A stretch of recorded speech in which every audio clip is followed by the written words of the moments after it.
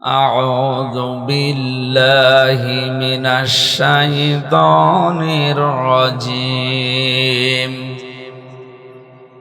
بسم الله الرحمن الرحيم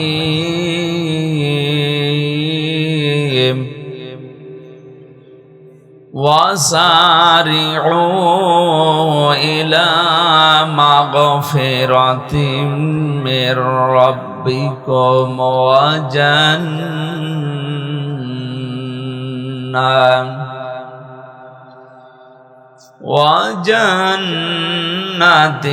عرضها السماوات والأرض أعدت للمتقين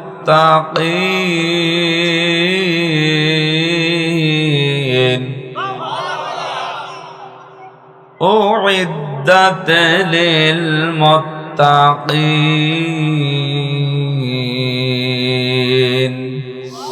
صدقت يا ربنا اللهم صل على سيدنا মাওলানা মুহাম্মদ।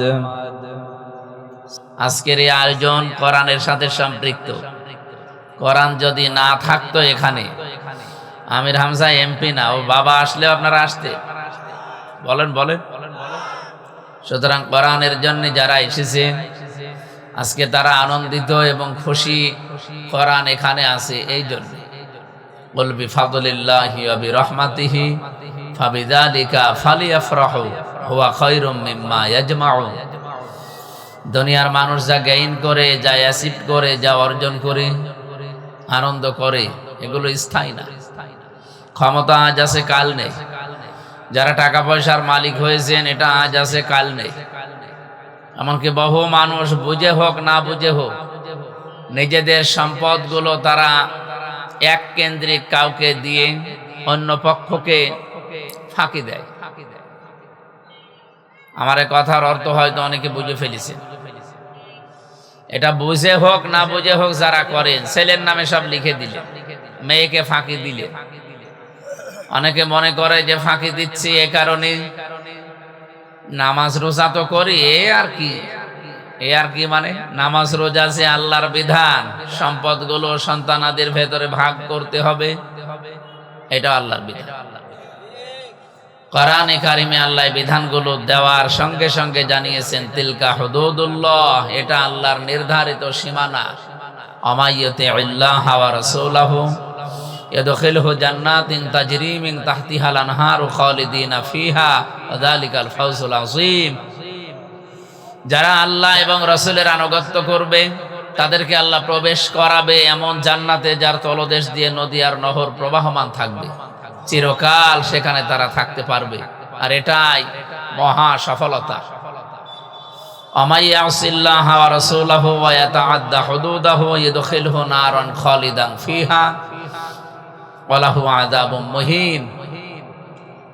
সূরা নিসার ভেতরে এসেছে 14 এবং 15 নম্বর আয়াত, 13-14 নম্বর আয়াত। আল্লাহ পাক বলেন, যে ব্যক্তি আমার বিধান শোনার পরে যারা সীমা লঙ্ঘন করবে এদেরকে আমি আগুনে প্রবেশ করাবো, এরাও চিরকাল থাকবে। আর এটা একটা অপমানজনক জায়গা শাস্তির জন্য। এই যে বাংলা অর্থ আমার মনে হয় শুনিয়ে আপনি বুঝে ফেলেছেন আল্লাহ কোন প্রেক্ষাপটে এই কথাগুলো, এত বড় কঠিন কথা বললেন। জমি জায়গা ভাগ করার বিষয়গুলো আল্লাহ আমাদেরকে শোনাচ্ছিলেন। ইউসিকুমুল্লাহু ফি আওলাদিকুম লিযযাকারি মিসলু হাযযিল উনসায়াইন। হাযযিল উনসায়াইন দেওয়া আছে। আল্লাহ তোমাদেরকে নির্দেশ দিচ্ছে, তোমাকে না, কম আছে, তোমাদেরকে আল্লাহ নির্দেশ দিচ্ছে এবং ভবিষ্যৎ বলতে কিয়ামত পর্যন্ত এই আয়াতটা কোরআনে থাকবে, সবাই এর মুখাতে।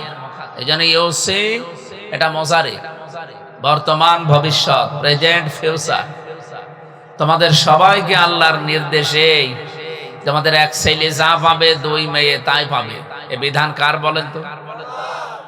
কিন্তু যারা অনেক শিক্ষিত মানুষকেও দেখি, অনেক গ্রাম্য মানুষ তো আছে যারা এটা মনে করে যে আমার ছেলেকে আমি ধনী বানিয়ে রেখে গেলাম। আপনার ছেলে যে ধনী থাকবে তার গ্যারান্টি আছে? আবাউকুম ওয়া আবনাউকুম লা তাদরুনা আইয়ুহুম আকরাবু লাকুম নাফআ ফারিদাতাম মিনাল্লাহ। তোমাদের মা বাবা, তোমাদের সন্তান সন্ততি, তোমরা জানো না যে কে তোমাদের উপকারী। আপনি সন্তানকে ধনী বানিয়ে রেখে গেলেন একজনকে ফাঁকি দিয়ে, ওই সম্পদ ওর কাছে থাকবে আপনাকে গ্যারান্টি কেউ দেয়নি, আর এটা থাকবেও না। অবৈধ কোনো কিছু করে গেলে এমন একটা অসুখ আল্লাহ মনে করেন চাপিয়ে দেবে, যা সম্পদ রেখেছিলেন সব বিক্রি করে আরো কিছু যোগ করা লাগবে। এরকম রোগ দেশে নেই? আমি পেয়েছি, বহু মানুষের সাথে মিশেছি দুনিয়ায়। এই জন্য এই কাজ কেউ করবেন না, আল্লাহ যেহেতু নিষেধ করছেন। এই ওয়ারিস যারা জমি জায়গা ভাগ করার কথা বলতে বলতে আল্লাহ তিলকা হুদুদুল্লাহ দিয়েছেন, এটা আল্লাহর নির্ধারিত হদ, সীমানা, বর্ডার। এই বর্ডার গুলো কেউ যেন ক্রস না করে। এরকম বর্ডার আছে কোরআনের ভেতরে 500। কত? আমাদের বাংলাদেশে বর্ডার কয়টা বলেন তো? দেখে বর্ডার কয়টা? 34টা। 34 না 32? হ্যাঁ, 32টা। এতগুলো বর্ডার যদি আপনি ক্রস করতে চান, পাসপোর্ট যদি না থাকে, ভিসা না থাকে, আপনাকে মনে হয় মামার আদরে ঢুকতে দেবে না? আগে ছিল, কিন্তু এখন আর নেই। যেহেতু প্রত্যেকটা দেশের সীমানা করা আছে, বর্ডার দেওয়া আছে, আল্লাহ রাব্বুল আলামিন আমাদেরকে পৃথিবীতে চলার জন্য 500টা বর্ডার দিয়েছে। এই বর্ডারের কাছে যখনই যাবেন, আপনার যদি ঈমান থাকে, আপনি যেন থমকে যান, দাঁড়িয়ে যান। এই কাজগুলো যারা করেন তারা যেন আজকের আলোচনা শোনার পরে আপনি ওই জায়গায় স্টপ হয়ে যান, দাঁড়িয়ে যান। আল্লাহ যেন কবুল করেন, আমিন। সুতরাং ওই সমস্ত আনন্দগুলো করলে কোরআনের সাথে যেহেতু মেলে না, আমরা এরকম কোনো আনন্দে আগামীতে যেতে চাই না। ঈদের আনন্দ চলছিল, যতটুকু করেছেন আমার বিশ্বাস বাংলাদেশে হয়তো সীমানা পার হয়ে গেছে অনেক ক্ষেত্রে। যারা আমরা সীমানা পার করি নাই, বর্ডার ক্রস করি নাই, এই মানুষগুলোই এই ময়দানে এসেছে। যারা মমতাজের গানের অনুষ্ঠানে যেত তারা এখানে আসে না, আর ওরকম মানুষ এখানে আসেও না। আসে? এখানে যারা আসবে, এসেছে, আমার বিশ্বাস এই মানুষগুলো জান্নাতি। কারণ নবীজির ভাষা, এটা যদিও ফুটবল খেলার ময়দান, কিন্তু এটা এখন জান্নাতের বাগান, রিয়াজুল জান্নাহ। এই জান্নাতের বাগানে কোনো জাহান্নামী মানুষকে আল্লাহ ঢুকতে দেবে না। কথা বুঝতেছে? কারণ জান্নাতের একটা নিয়ম হচ্ছে, কেউ যদি জান্নাতে একবার যেতে পারে, কোনোদিন আল্লাহ তাকে বের করে দেয় না, আর সে বের হতেও চায় না। রব্বুল আলামিন বলেন, খালিদিনা ফিহা লা ইয়াবগুনা আনহা হিওয়ালা। চিরকাল মানুষ জান্নাতে থাকবে। বৈশিষ্ট্য আল্লাহ এভাবে দিয়েছেন বানিয়ে, কোন মানুষ জান্নাত থেকে বের হতে চাইবে না, আল্লাহ বের করেও দেবে না। ওয়ালাকুম ফিহা মা তাশতাহি আনফুসুকুম ওয়ালাকুম ফিহা মা তাদউন নুজুলাম মিন গফুরির রহিম। রব্বুল আলামিন বলেন, এমন বাগান বানিয়েছি, ওই জান্নাতের ভেতরে চাওয়ার আগে জিনিস পাওয়া যাবে। এ পৃথিবীতে এমন কোন জায়গা আপনি পাবেন না যেখানে চাওয়ার আগে জিনিস পাওয়া যায়। চাবেন, এরপরও দেরি হবে। কি কথা বললেন? প্রধানমন্ত্রী এখন যিনি আছেন, কোনো কিছু চাইলেই সঙ্গে সঙ্গে পাবে না, চাবে, নিয়ে আসতে দেরি হবে। কিন্তু জান্নাত আল্লাহ এমন ভাবে বানিয়েছেন, মনের ভেতরে কামনা আসলেই সঙ্গে সঙ্গে সামনে হাজির হয়ে যাবে। নবীজি বলেন, কোন মানুষ যদি জান্নাতের ভেতরে, নহরের ভেতরে যায়, হঠাৎ একটা মাছ লাফ দিয়ে এসে, আপনার ডিঙ্গি, নৌকা, জাহাজ যায় বলেন, আসবে, এসে বলবে, আল্লাহর বান্দা, আপনি আমাকে খেতে চান? মনের ভেতরে যদি কামনা আসে যে মাছটা খেতে পারলে ভালো হতো, সঙ্গে সঙ্গে রান্না হয়ে আপনার সামনে চলে আসবে। মানুষ মাছটা খাবার পরে যখন কাঁটাগুলো ফেলে দেবে, ওগুলো আবে মাছায় রূপান্তরিত হয়ে লাভ দিয়ে নদীর ভেতরে যাওয়ার সময় বলবে, আসসালামু আলাইকুম ইয়া আব্দুল্লাহ, হে আল্লাহর বান্দা আপনি সুখে থাকেন, আমি বিদায় নিলাম। এটার নাম জান্নাত।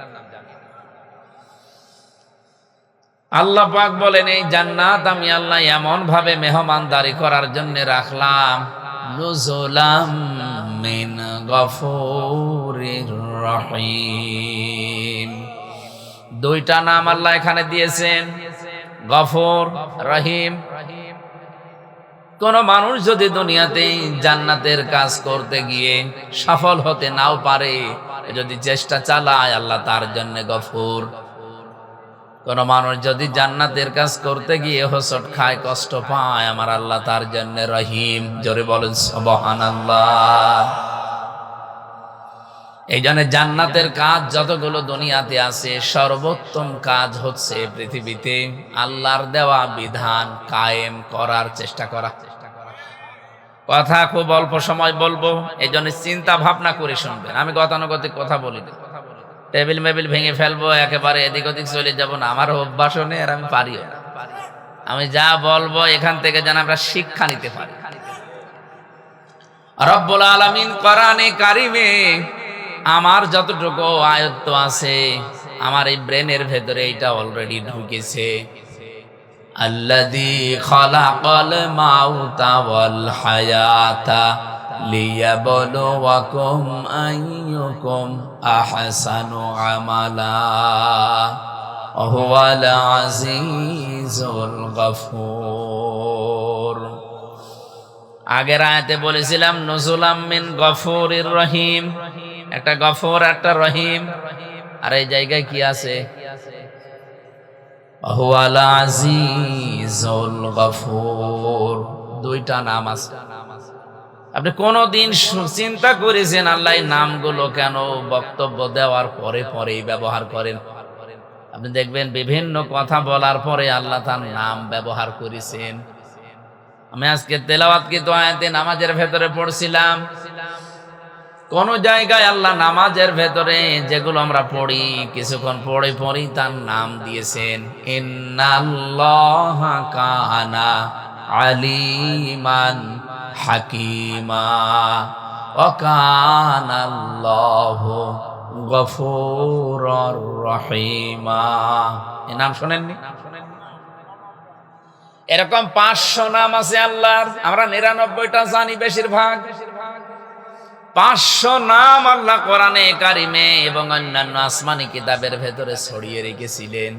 আপনি তাওরাত পড়বেন, ইনজিল দেখবেন, জাবুর দেখবেন, ওই যে 100 সহিফার নাম শোনেন, এগুলোতে ছড়ানো আছে আল্লাহর নাম 4,901টা। আমি অন্যান্য তাফসিরের ভেতর থেকে কোট করেছিলাম। 99টা নাম অলরেডি আল্লাহ কোরআনে কারিমে বিভিন্ন জায়গায় এভাবে দিয়েছেন। এখানে যে 2টা নাম দিয়েছেন, আমার এই ছোট্ট মাথা এটা ধরা পড়েছে তাফসির পড়ার মাধ্যমে। রব্বুল আলামিন বলেন, তোমাদের হায়াত আর মওত বানিয়ে দুনিয়ায় পাঠালাম কেন জানো? লিয়াবলুয়াকুম আইয়ুকুম আহসানু আমালা। আমি যেন তোমাদেরকে পরীক্ষা করে নিতে পারি, তোমাদের ভেতরে কে সবচাইতে ভালো কাজ করে আমার কাছে আসতে পারো।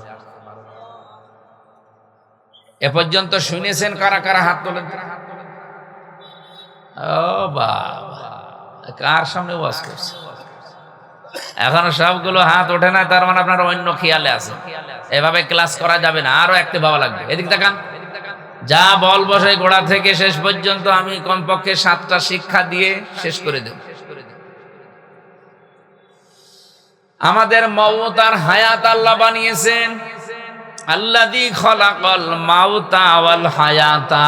আল্লাযী খলাকাল হায়াতা ওয়াল মাউতা দেয়নি, আগে মউত বানালাম, এরপরে হায়াত বানালাম। এখানে আমার মনে হয় আলেমরা ছাড়া কেউ বলতেই পারবেন না যে আমাদের হায়াত কয় প্রকার। পারবেন না? জানেন আমাদের হায়াত 5 প্রকার। এই পৃথিবীতে আসার আগেই 2টা হায়াত আমরা পার করে ফেলেছি। একটা আলমে আরওয়াহ, রুহের জগৎ, একটা আলমে বতুন, মায়ের পেটের জগৎ, এখন যেটা আছে আলমে দুনিয়া, এই পৃথিবীর জগৎ। এরপরে আর একটা সামনে আসছে আলমে বারজাখ, কবরের জগৎ। এরপরে একটা সর্বশেষ আসবে আলমে আখিরাত, পরকালের জগৎ। এই পাঁচটার ভেতরে দুইটা অলরেডি পার করে ফেলেছি, সামনে দুইটা আছে, মাঝখানেরটায় আছি। তার মানে যেহেতু দুইটা পার হয়ে গেছে, সামনে দুইটা আছে, মাস্ট বি আপনাকে সামনের দুইটায় যাওয়াই লাগবে। এই কথা বুঝতেছে? আল্লাহ আগে হায়াতা ওয়াল মাউতা দেননি, আল্লাযী খলাকাল মাউতা ওয়াল হায়াতা দিয়েছেন। আমি যতগুলো তাফসীর আয়ত্ত করতে পেরেছি, সব মুফাসসির একমত, আল্লাহ মানুষকে এটাই স্মরণ করাতে চায়, বান্দা বান্দি যত উপরে ওঠো না কেন, সব সময় এই চিন্তা করবা যে মরা লাগবে। এই চিন্তাটা যার ভেতরে যত বেশি বদ্ধমূল হবে, ওর দুনিয়ার জীবন তত বেশি পরিচ্ছন্ন হবে। আমি যত উপরে উঠি না কেন, আমি যেহেতু একেবারে এমপি পর্যন্ত হয়ে গেছি, এখন এই দেশের সর্বোচ্চ আর একটা ধাপ আছে মন্ত্রী, এরপরে আর নেই। আমি যত উপরে উঠি না কেন, এই চিন্তা যদি আমার থাকে যে আল্লাহ আমার মরা লাগবে, আমার দ্বারা দুর্নীতি করা সম্ভব না। এরপরে আল্লাহ দিয়েছেন লিয়াবলুয়াকুম, লি মানে যেন, তোমাদের সবাইকে আল্লাহ পরীক্ষা করতে চান। আইয়ুকুম, তোমাদের ভেতরে কে আহসানু আমালা, আকসারু আমালা দেয়নি আল্লাহ, যে বেশি বেশি কাজ করে আসতে পারে। আল্লাহ বলেন আমার বেশি কাজ লাগবে না, আমার ভালো কাজ লাগবে। কি কাজ? আমি চাই মানুষ যেন ভালো কাজ করে আসে। এই পৃথিবীতে যত ভালো কাজের কথা আল্লাহ কোরআনে কারিমে আমাদেরকে শুনিয়েছে, আমাদের আগে মুসা নবীকে, হযরত ঈসা নবীকে দাউদ নবীর মাধ্যমে, আদম নবীকে, শীষ নবীকে, যত নবীকে তার উম্মতদেরকে শুনিয়েছে, সব চাইতে ভালো কাজ কোরআন পড়ে আমি পেয়েছি, জমিন যার, বিধান চলবে তার। এটা আমি কি ভুল বললাম? আপনার সূরা আশ-শুরার 13 নম্বর আয়াত পড়বেন, সূরা আরাফের 54 নম্বর আয়াত পড়বেন, সূরা ইউসুফের 40 নম্বর আয়াত পড়বেন। পুরা কোরআনে এরকম 918 জায়গায় ডাইরেক্ট ইনডাইরেক্ট আমি পেয়েছি। যেহেতু জমিন যার, এখানে বিধান আইন কানুন চলা লাগবে তার। এটা তো ফেরেশতারা এসে চালাবে না, আমাদের চালানো লাগবে। এই চালাতে গেলে কি কি করতে হয়, যে 5টা ধাপ পার করা লাগে। তার ভেতরে 1 নম্বরে আপনাকে দল করা লাগবে। অলতাকুম মিনকুম উম্মাতুন ইয়াদউনা ইলাল খায়র, তোমাদের ভেতরে একটা দল থাকতেই হবে। এখানে 5টা বিষয়ের ভেতরে 1 নম্বরে দল। এখানে যদি আমি দল তৈরি করতে চাই, 1 নম্বরে কাতারবদ্ধ হওয়া লাগবে, কারণ গণনা করে করে আপনাকে আমাদের দলে নেওয়া লাগবে। রব্বুল আলামিন বলেন, পৃথিবীতে যত কাতার মানুষ বানায়, যত কাতার তৈরি করতে পারে, 2টা কাতার আমি আল্লাহর কাছে সবচাইতে প্রিয় এবং আনন্দের। এই 2টা কাতারে যাদেরকে দেখি, তাদের দেখলে আমি আল্লাহর ভালো লাগে, আমার পছন্দ হয় তাদেরকে। কয়টা? আরো জোরে বলেন, আর একবার বলেন। আপনি দেখেন তো কোন কাতারে আছেন, নাকি না বলবো না? বলেন, বললে হবে, মানা লাগবে। 1 নম্বরে কাতারের নাম আল্লাহ পাক সূরা সফের 4 নম্বর আয়াতে জানিয়েছেন, ইন্নাল্লাহা ইউহিব্বুল্লাযীনা ইউকাতিলুনা ফি সাবিলিহি সাফফান কাআন্নাহুম বুনয়ানুম মারসুস। অবশ্যই আমি আল্লাহ তাদেরকে বেশি ভালোবাসি যারা সীসা গলা প্রাচীরের মতো কাতারবদ্ধ হয়ে জমিনে আল্লাহর দ্বীন কায়েমের জন্য চেষ্টা করে। তাহলে আল্লাহর কাছে প্রিয়, পছন্দের, ভালোবাসার কাতারের নাম যারা দ্বীন কায়েমের জন্য কাতারবদ্ধ হয়। বাংলাদেশে তো কত কাতার আছে, দ্বীন কায়েমের কাতার মাত্র একটা। 2 নম্বরের কাতারের নাম কি? এটা আর বলবো না। সবই যদি বলে দেবো আপনি কি জানেন? আল্লাহ রাব্বুল আলামিন দ্বিতীয় কাতারের কথা সূরা বাকারার 43 নম্বর আয়াতের ভেতরে জানিয়েছেন, ওয়াকিমুস সালাতা ওয়া আতুজ যাকাতা ওয়ারকাউ মা'আর রাকিঈন। যারা নামাজ কায়েম করে, সম্পদ থাকলে যাকাত দেয়, আর রুকুকারীদের সাথে রুকু করে, তার মানে যারা জামাতবদ্ধ হয়ে কাতারে নামাজ আদায় করে, এই কাতারটা আল্লাহর কাছে খুব প্রিয়। এজন্য কোনো মানুষ যদি নামাজের কাতারে বাঁকা হয়ে দাঁড়ায়, ওরা জামাতের যত গুনাহ হবে সব তার, এমনকি হেদায়েত যেন সে লোকটা না পায়, এজন্য তার অন্তর আল্লাহ বাঁকা করে দেয়। কত বড় কঠিন কথা কোনদিন চিন্তা করেছেন? কাবা শরীফে, মসজিদে নববীতে যতবার গেছি, যতবার আমি নামাজ পড়েছি, কাবার ইমামেরা এ কথা কমপক্ষে 3 বার বলে, কমপক্ষে 3 বার বলে আরবিতে। সুফুফাকুম ইতাদিলু, কাতার সোজা করো, কাদের সাথে কাঁধ মিলিয়ে সোজা করো কাতার। ওই সময় বুঝতাম না, সেই 16 সালে 18 সালে, এখন বুঝি। কেন বারবার 1500 বছর আগে থেকে এই কথাটা নবীজি বলেছেন যে কাতার সোজা করো উম্মতেরা নামাজের সময়।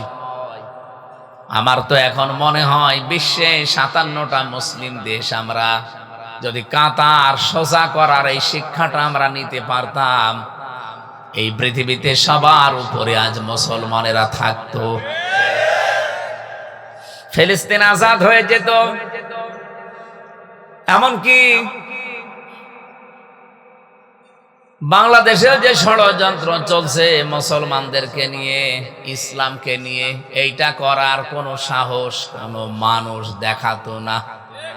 আমি নাম নিলাম না, এই জন্য দুঃখিত।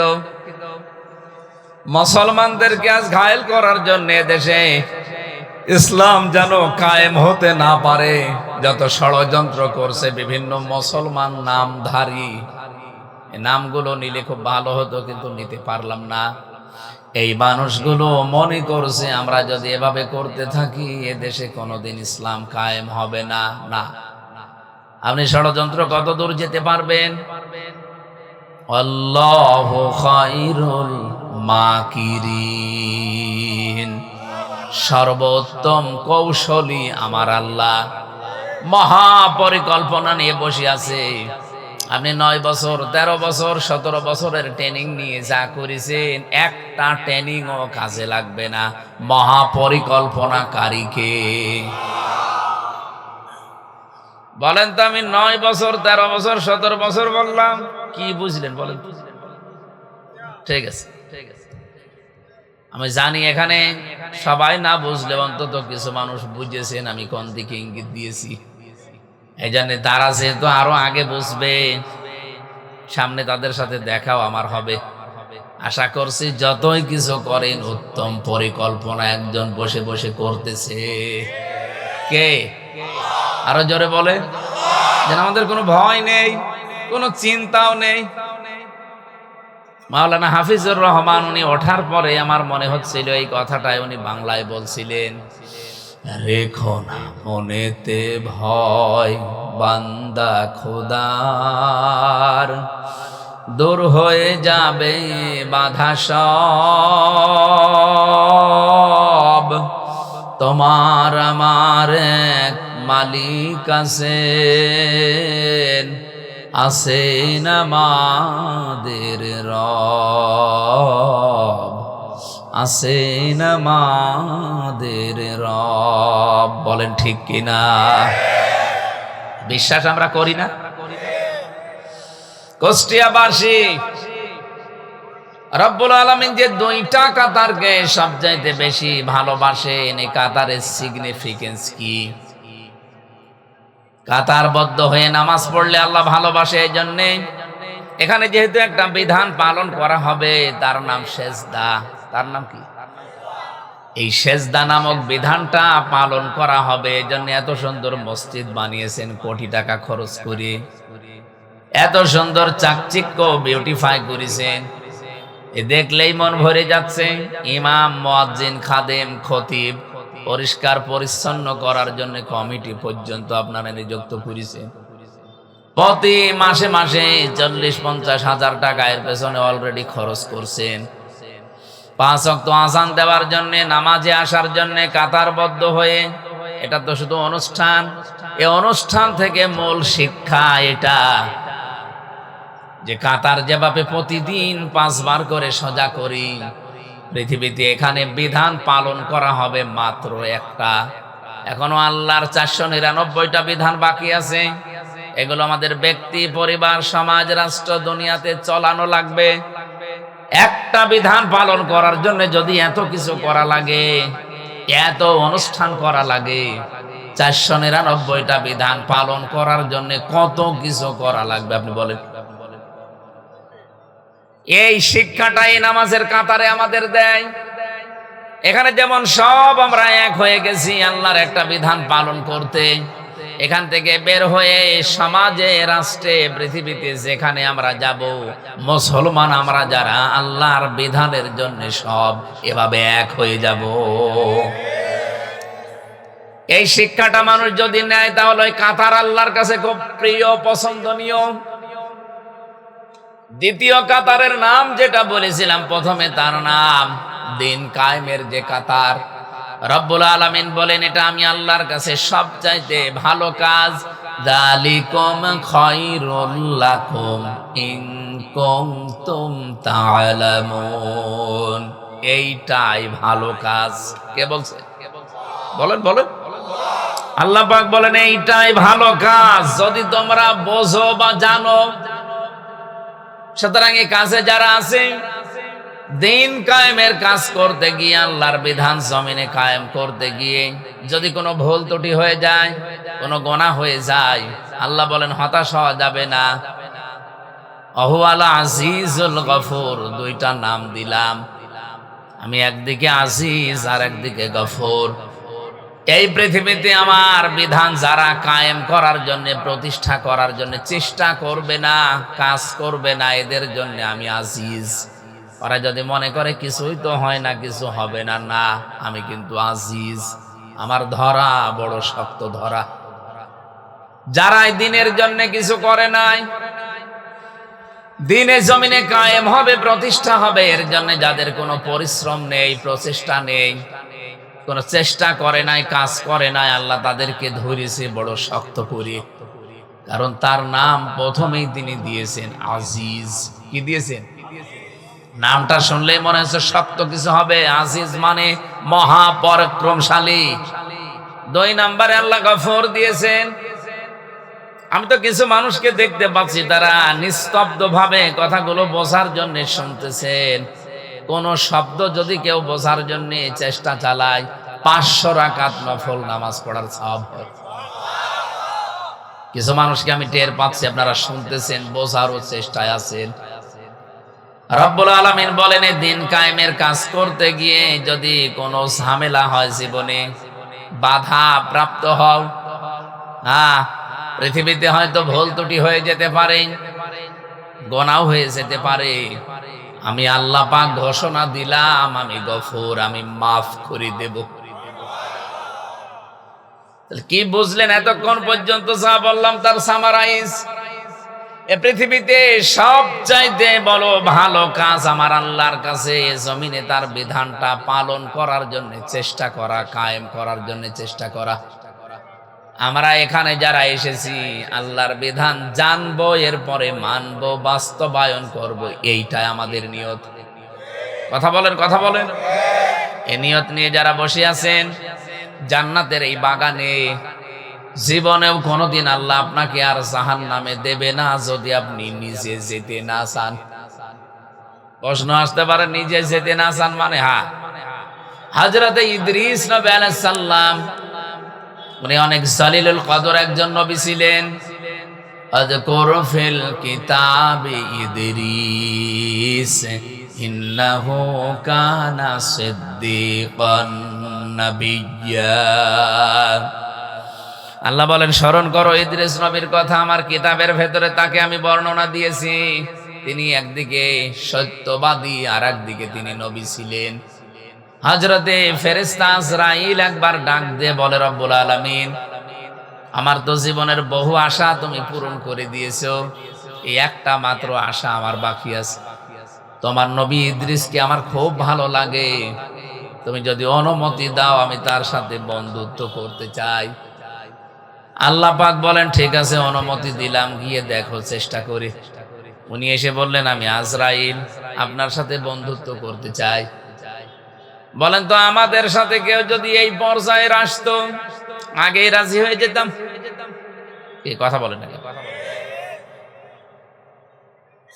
আমি জেলখানায় থাকাকালীন সুইডেন আসলাম ভাইকে পেয়েছিলাম। সুইডেন আসলাম নাম শুনেছেন? আপনারা চেনেন না? 27 বছর ছেলে আছে, এখন বের হয়েছে। নাম শুনলে বোঝা যাচ্ছে যে লোকটা কিরকম। আমিও প্রথম প্রথম নাম শুনতাম আর মনে মনে ভাবতাম যে কবে দেখা হবে। হঠাৎ করে একদিন ফাঁসির কন্ডেম ছেলে রাতের বেলায় এসে বলছে, হুজুর আসসালামু আলাইকুম। কে আপনি? তো দেখি না এর আগে। একটা মাসলা জিজ্ঞাসা করতে এসেছি। বলেন। ওনার স্ত্রী সম্পর্কে একটা মাসলা আমার জিজ্ঞাসা করলো। বললাম, আমার কাছে সাধারণ কেউ। মনের ভেতরে খটকা যে বিকাল 5টার পরে তো সব বন্ধ করে দেয় গেট, কারো দরজা তো খোলা থাকার কথা না, অন্তত যারা দায়িত্বে আছে তারা বাদ দিয়ে। এ আল্লাহর ওলি কি এ সাধারণ পোশাক পরে রাতের বেলায় এসেছে। আমি আমার কৌতূহল থেকে জিজ্ঞাসা করেছি যে কে আপনি? আমারে বলছে আমি সুইডেন আসলাম। ওরে বাবা, বলেন ভাই কি করা লাগবে, কত মাসলা লাগবে সব আমি দিয়ে দিচ্ছি। চেহারার দিকে তাকিয়ে দেখি সত্যিই ওরে দেখলেই মানুষ কমপক্ষে যাদের হাড় দুর্বল ও 2-1 গ্লাস পানি খাওয়া লাগবে, সেই রকম লম্বা, সেই রকম ভয়ঙ্কর চেহারা। এই মানুষ আসলে আমি দেখেন কন্ডেম সেলের ভেতরে আমার তালা লাগানো, এরপরও আমি ভয়ে বসা থেকে শোয়া ছিলাম, শোয়া থেকে বসে এরপরে দাঁড়িয়ে গেছি। বলছি কত মাসলা লাগবে বলেন, সব করি। অথচ ফেরেশতা আজরাইল এসেছে সরাসরি বন্ধুত্বের অফার দিচ্ছে। হযরত ইদ্রিস তো একবারে রাজি হয়ে যাওয়ার কথা। উনি বললেন, ফেরেশতা আমি যার তার সাথে বন্ধুত্ব করি না,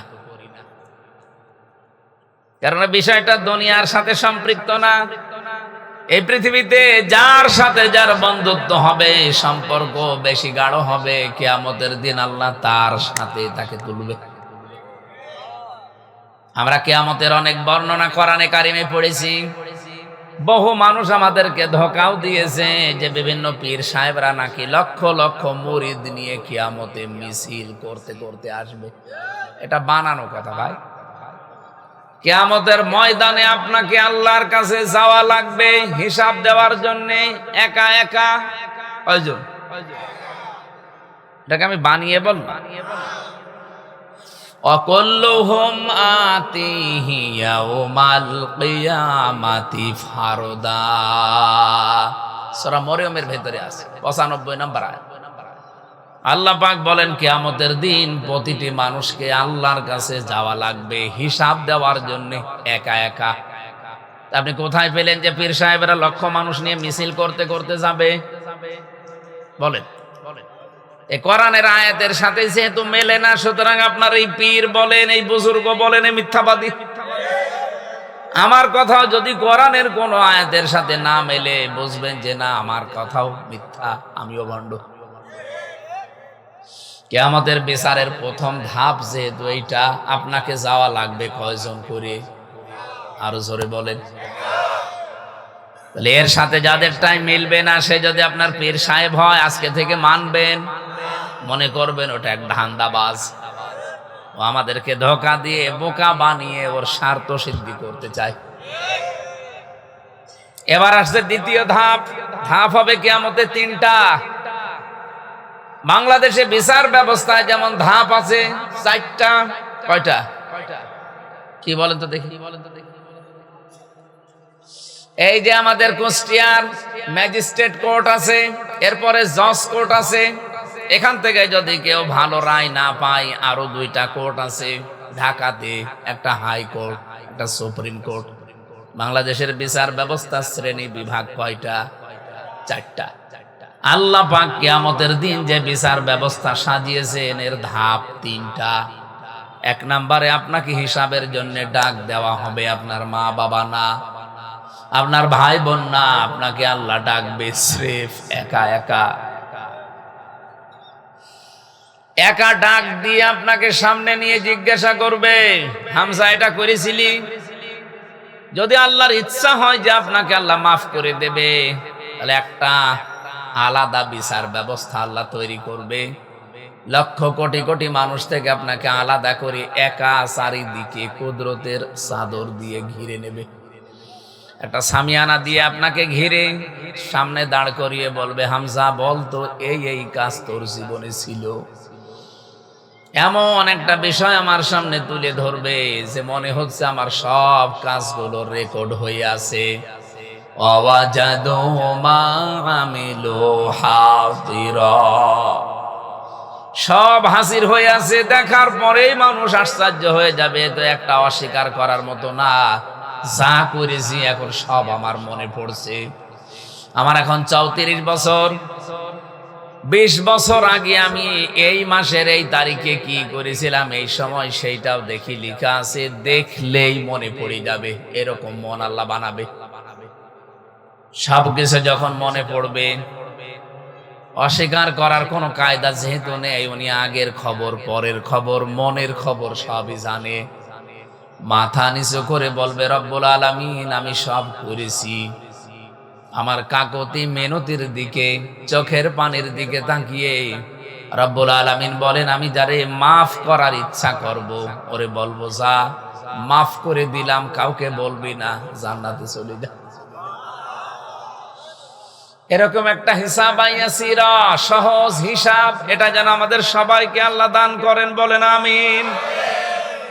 কিয়ামতের দ্বিতীয় বিচার ব্যবস্থা, এবার আর আপনাকে আল্লাহ একা ডাকবে না। বিচার করার জন্য আপনাকে ডাকবে আপনার নেতার সাথে। না, নেতা সহ না, নেতার সাথে। সহ আর সাথে আলাদা আছে।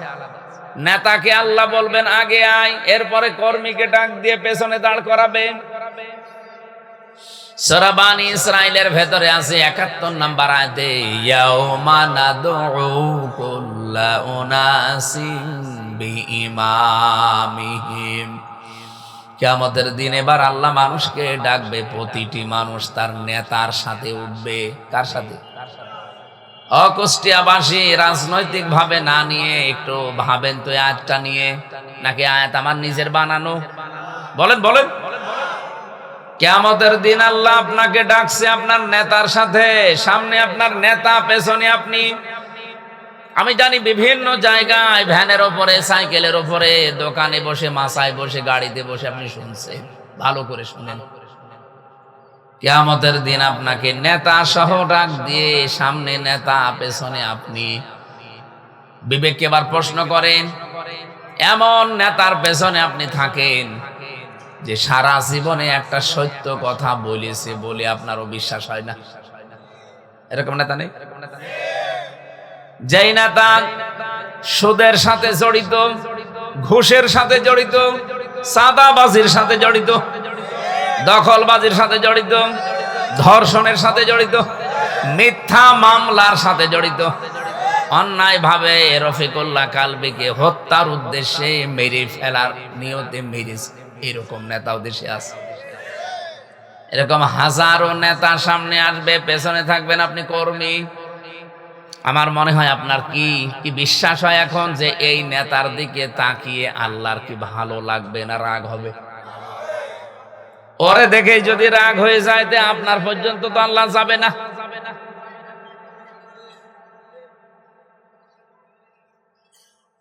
আমার তো আয়াতটা পড়ে তাফসীর যখন আমি মিলাই, আমার ভয় হয় বাংলাদেশে বহু মানুষ এই নেতার কারণে ধরা খাবে। এখানে ধরা খাওয়া মানুষ আছে না নেই? কারা কারা আছেন হাত তোলেন তো। এই একজো আপনি ধরা খাবে। ও যদি এখনই মনে হয় বিশ্বাস হয় যে আমি ধরা খাবো, ও আসলেও ধরা খাবে, কারণ ওর নেতা ঠিক নেই। এই নেতা ঠিক আছে আপনার? ঠিক নেই। অবশ্যই আপনার নেতা মিথ্যা মামলা দিয়ে বাণিজ্য করেছে, এই জন্য আপনার বিশ্বাস হচ্ছে না।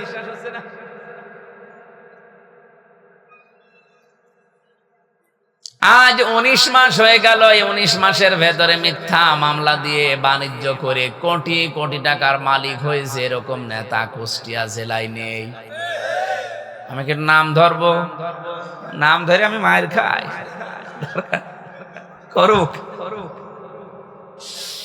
এমনকি 17 বছরে অনেকে যা কামাতে পারে না, এ 19 মাসে অনেকে তার চাইতে বেশি মাল কামিয়েছে। কি বৈধ পথে? সব মিথ্যা মামলা দিয়ে, মিথ্যা সাক্ষী দিয়ে, চাঁদাবাজি, দখলবাজি, আর বাকিগুলো আমি নাই বললাম। এরকম মানুষের সাথে কিয়ামতের দিন যখন আপনি উঠবেন, ওরে দেখে যদি আল্লাহর মেজাজ খারাপ হয়ে যায়, তে আপনাকে তো এক থাপ্পড় দেবে। কিয়ামতের দিনের জন্য দ্বিতীয় সিস্টেম এইটা, আপনি আর একা উঠবেন না, এবার আপনার নেতার সাথে উঠবেন। আপনাকে আমি সতর্ক করলাম, এখন কি করবেন আপনার বিবেক যা বলে মেনে নেন। আপনি এখন নেতা পাল্টাবেন না, ওইটার সাথেই থাকবেন। দেখেন অবশ্যই থাকবো, থাকেন, থাকবে। 3 নাম্বারটা বলি নাকি? এই ভাইয়া উঠে চলে যাচ্ছেন মানে? আমি কি নিজের স্বার্থে কথা বলছি? আমি আপনাকে বাঁচাতে এসেছি। কিয়ামতের দিন এটা হবে আমি জেনেছি কোরআন থেকে, আপনি জানেন না তাই জানালাম। এরপরও যদি আপনি ওই লাইনে থাকেন, আপনাকে আমি একটু ঠেলা দিয়ে যান। তৃতীয় যে সিস্টেম, এবার আর আপনি একা না, নেতা না, এবার উঠবেন সবাইকে নিয়ে, সবার সামনে আল্লাহ দাঁড় করিয়ে আপনার বিচার করার জন্য প্রথমে মুখের উপরে, এরপরে হাতের মুখের উপরে সেলাই লাগিয়ে, হাত দিয়ে, পা দিয়ে, আপনার বিভিন্ন অঙ্গ প্রত্যঙ্গ দিয়ে কথা বলাবে।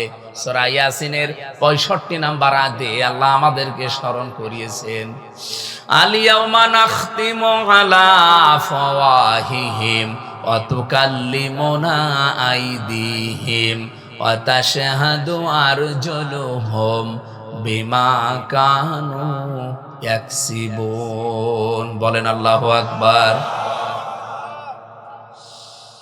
কুষ্টিয়াবাসী, বড় আবেগ নিয়ে, ভালোবাসা নিয়ে কথা বলছি আপনাদের সামনে। আমি নিজেও আছি এই আলোচনার ভেতরে। কিয়ামতের দিন সত্যিই কিন্তু আমরা অনেকেই ধরা খাবো। হযরত ইদ্রিস নবী এইটা খেয়াল করে বলেছিলেন, ফেরেশতা আমি যার তার সাথে বন্ধুত্ব করি না। তা আপনি যখন এসেছেন আপনার সাথে আমি বন্ধুত্ব করব, তবে আমার শর্ত 3টা।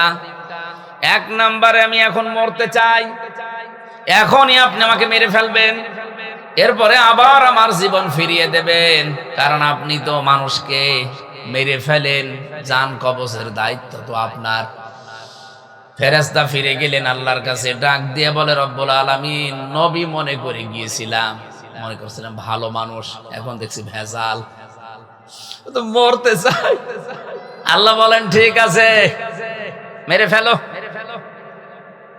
ইদ্রিস নবী বললেন, ফেরেশতা আমি জানি, আমি আল্লাহর কথাগুলো আমার জানা আছে। ওয়াজাতে সাকারাতুল মাউতি বিল হক যালিকা মা কুনতা মিনহু তাহিদ। এই পৃথিবীর সব কিছু মিথ্যা হতে পারে, কিন্তু মরণের যন্ত্রণা হক, এটা সত্য। সুতরাং আমার 1 নাম্বার শর্ত, আমি মরতে চাই। কেমন যন্ত্রণা হয় মরলে, ওটা আমি দেখব। হযরতে আজরাইল জান কবজ করে নিলেন, আবার জানটা তার ভেতরে ফিরিয়ে দিলেন। হাদিসে আমি তাফসিরের কিতাবে পড়েছি, হযরতে ইদ্রিস নবী শক করে মৃত্যুবরণ করেছিলেন। তার এই শকের মরণে কেমন কষ্ট হয়েছিল জানেন? একটা জীবিত ছাগলকে জিন্দা অবস্থায় চামড়া ছিলে লবণ দিলে যেমন কষ্ট হয়, এরকম কষ্ট হয়েছিল। তাও তো তিনি মরণের যন্ত্রণা দেখতে চেয়েছিলেন শখ করে। তার এই শখের মরণে যদি এই হয়, আমরা যারা মরতে চাই না, আমাদের কোনো কষ্ট হবে না। 2 নম্বরে আপনি আমাকে জাহান্নাম দেখাবেন। জাহান্নামের শাস্তি সম্পর্কে আমি শুনেছি, ইন্নাহু মাইয়াতি রাব্বাহু মুজরিমান ফাইন্না লাহু জাহান্নাম লা ইয়ামুতু ফিহা ওয়ালা ইয়াহইয়া। অপরাধী হয়ে কোনো বান্দা বান্দি যদি আল্লাহর সামনে যায়, আল্লাহ তাকে প্রথমে জাহান্নামে দেবেন। জাহান্নামে অবস্থা তার এমন হবে, লোকটা বাঁচবেও না, মরবেও না। আমি এটা দেখতে চাই যে কি হলে মানুষ বাঁচেও না, মরেও না। হযরত ইদ্রিস নবীকে আল্লাহর ফেরেশতা জাহান্নামে প্রবেশ করিয়ে আবার বের করে নিয়ে আসলেন। 3 নাম্বার শর্ত আমার, আমি জান্নাত দেখতে চাই। জান্নাতে প্রবেশ করালেন, নিয়ামতগুলো দেখালেন। আল্লাহ রাব্বুল আলামিন জান্নাত যেভাবে সাজিয়েছেন, তাকে দেখিয়েছেন জান্নাতের পুরাটা কিভাবে আল্লাহ সাজিয়েছে।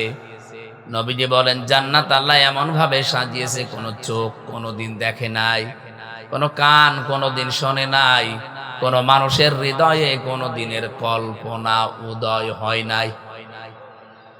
কুষ্টিয়াবাসী মানুষের কল্পনার রাজ্য। এটা কি ছোট না বড়? কত বড় জানেন? আমি যদি এখন কল্পনা করি এই ময়দানে আমি 10 তলা বিল্ডিং এর মালিক হব, কল্পনা করলে হয়ে যাবে? এর জন্য কত কাঠ খড়ি পোড়ানো লাগবে, সময় দেওয়া লাগবে কমপক্ষে 1.5-2 বছর। এরপরে তো টাকা পয়সা খরচ আছে, মিস্ত্রি দেওয়া লাগবে, সিমেন্ট দেওয়া লাগবে, এরপরে কত মাল মশলা আছে। মাটি পরীক্ষা থেকে শুরু করে রংচং করে বিল্ডিংটা আমার হাতে ডেলিভারি দিতে 1.5-2 বছর সময় লাগবে না লাগবে না? কল্পনা করতে সময় লেগেছিল 2 বছর। কত বলেন বলেন? মাত্র 2 সেকেন্ডের কল্পনার বহিঃপ্রকাশ যদি 2 বছর লাগে। আল্লাহ বলেন, মুমিনের কল্পনা আমার জান্নাত। ও কল্পনা যা করবে ওইটাই জান্নাত। আজ দুনিয়াতে কত মানুষ কল্পনা করে আছে। শেখ হাসিনা তো কল্পনা করেছিল 31 সাল, 41 সাল হয়েছে, কল্পনা পর্যন্ত যেতেও পারে নাই।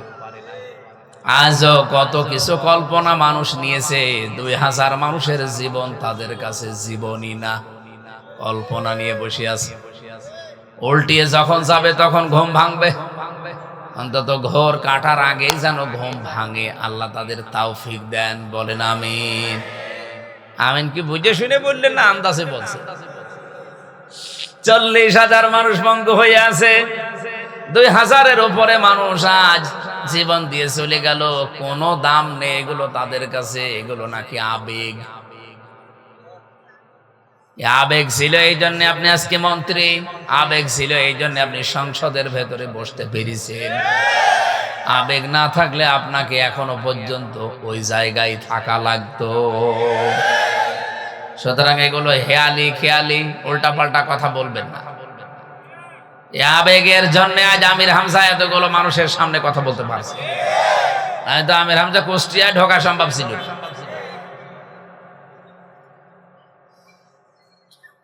জান্নাত পরিভ্রমণ করছেন, হঠাৎ ফেরেশতা ডাক দিয়ে বলে, আল্লাহর নবী চলেন এবার বের হয়ে যায়।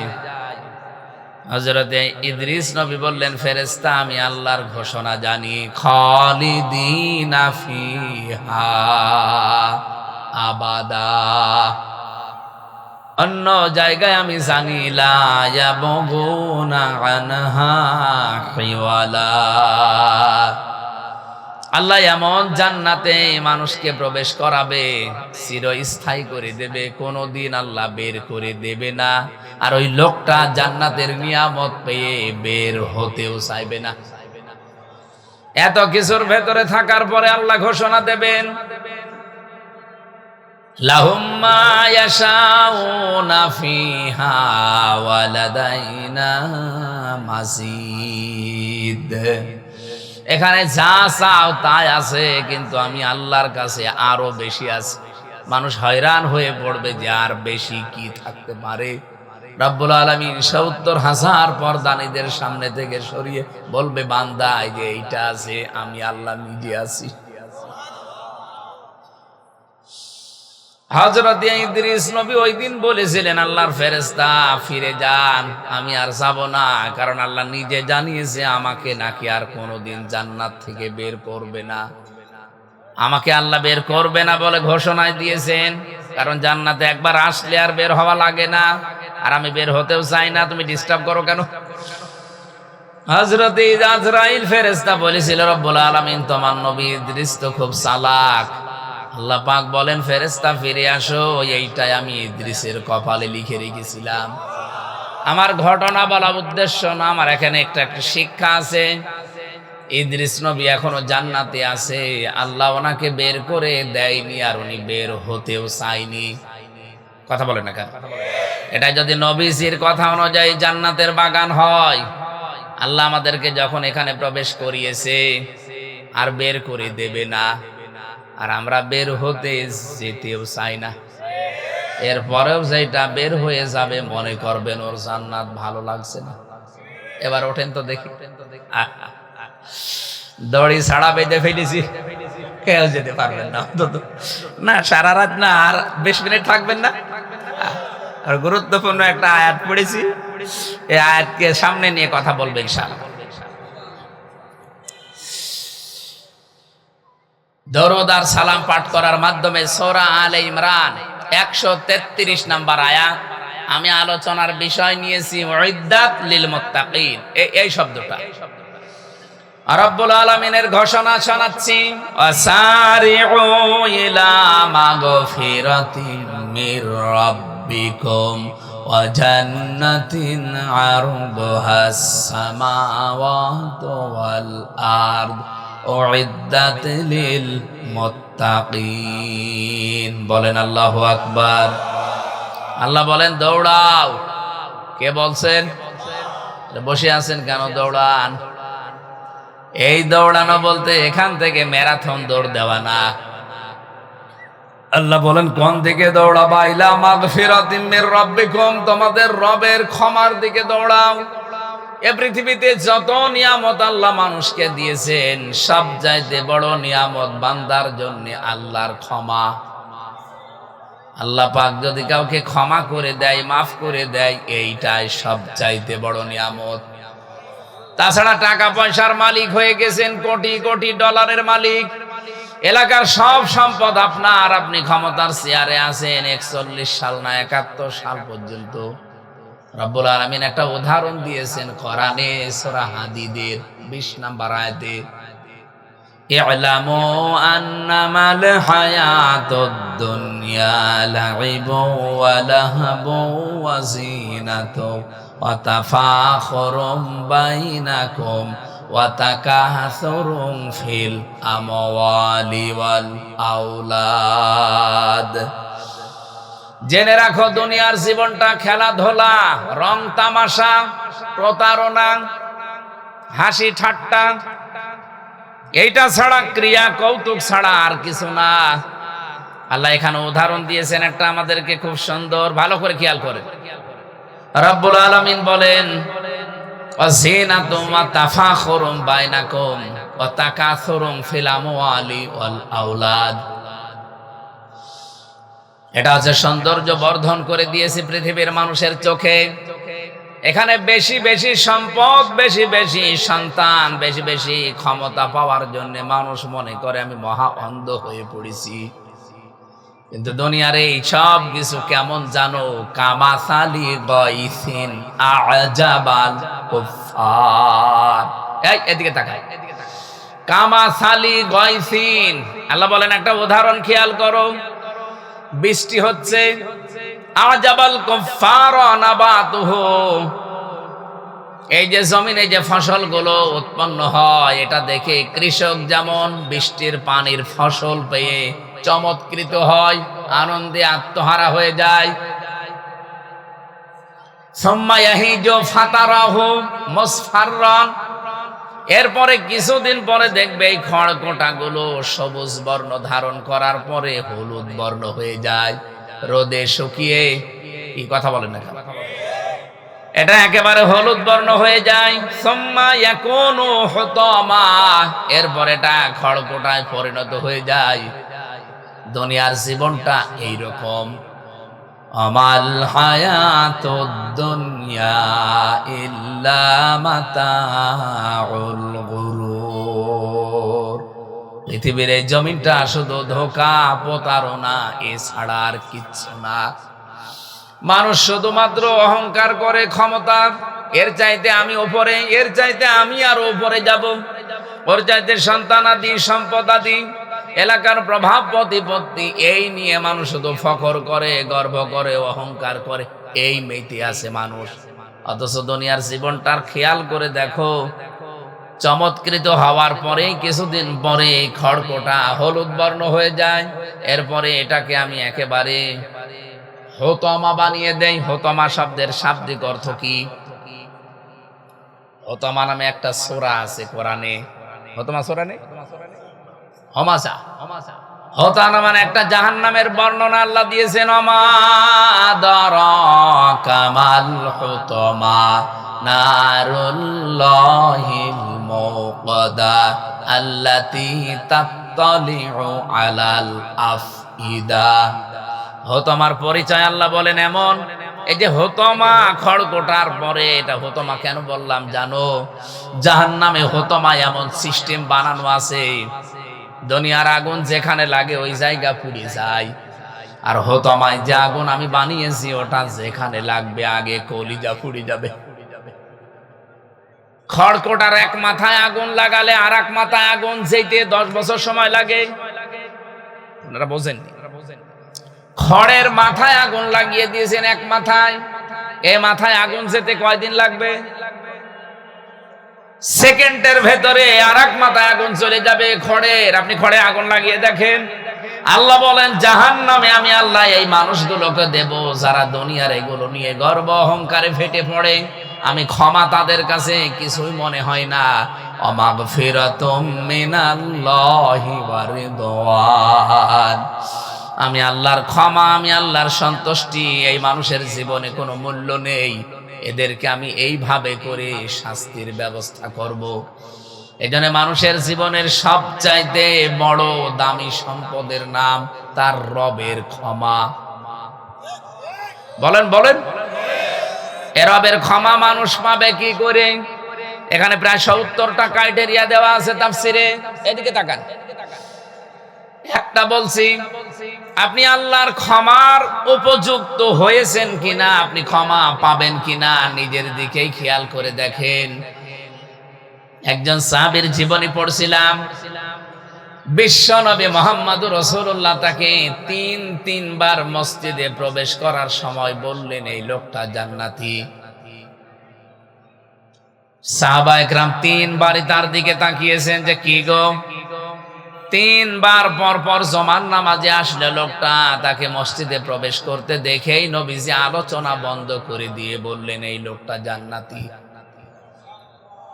গোপনে তার কাছে একবার গিয়ে বলছে, ভাই আপনি কি করেন, কি এমন আমল আপনার আছে বলেন তো, যে আল্লাহর নবী আজ 3 দিন 21 দিন পার হচ্ছে, 3 সপ্তাহ জমার দিন আপনাকে জান্নাতি বলে ঘোষণা দিয়েছে।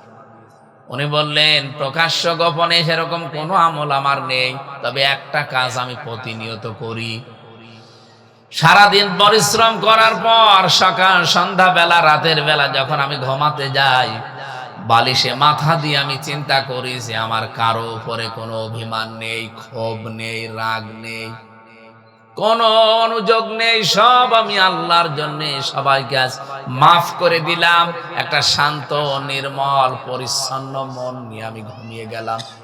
সকালে উঠতে পারবো কিনা জানি না, এরকম মন নিয়ে আমি একেবারে শান্ত মন নিয়ে ঘুমিয়ে পড়ি। রব্বুল আলামিন মনে হয় এই কাজটা পছন্দ করেছে, নবীর মাধ্যমে এই জন্য সুসংবাদটা পাঠিয়েছে আমি জান্নাতি। তিনি সারা দিনের পরিশ্রান্ত শরীর বালিশে মাথা দেওয়ার পরে চিন্তা করতেন, কারো উপরে আমার কোনো রাগ নেই, ক্ষোভ নেই, অভিযোগ নেই, যা আছে সব আমি মাফ করে দিলাম আল্লাহর জন্য। এই জন্য আল্লাহ তারে মাফ করেন।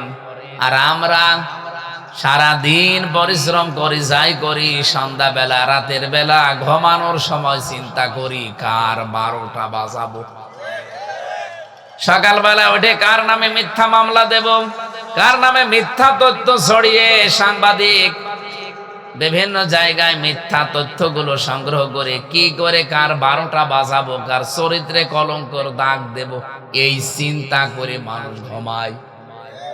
এরকম মানুষ আছেন কারা? হাত তোলেন তো। এই এলাকায় ওয়াজ দেওয়ার দরকার কি? তো সব আল্লাহর ওলি বসে আছে। আমি তো এরকম মানুষই চাচ্ছি। কুষ্টিয়াবাসী ওই সাহাবীকে নবীজি যেভাবে সুসংবাদ দিয়েছিলেন, ক্ষমা মাফ, আমরাও এই কাজটা আজকে থেকে করতে চাই।